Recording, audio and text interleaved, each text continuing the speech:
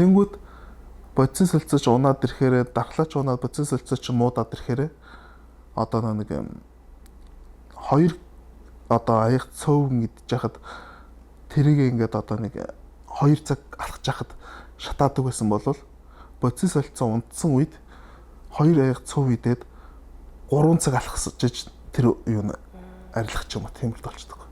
Тэнгүүд нэг одоо нэг бодис одоо нэг юу нөө арилгахаа болчихно гэсэн. Өөрчлөлт нь карт хийсэн ч одоо нэг өмнөшгөө идэхээр одоо бид нар ингээд иддэгшгээ идэхээр идчихсэн 80 кг-д байгаад байна шүү дээ.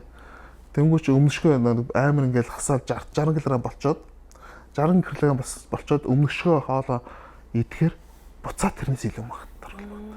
Тэгэхээр нэг бодис солилцоо гэдэг чинь тийм амар аюултай юм аахгүй. Тэрийг унгаахгүй тул бид нар уургаар тэжээж явах хэрэгтэй. Тэр бодис солилцоо ядрахгүй, стресстгүй, одоо бодис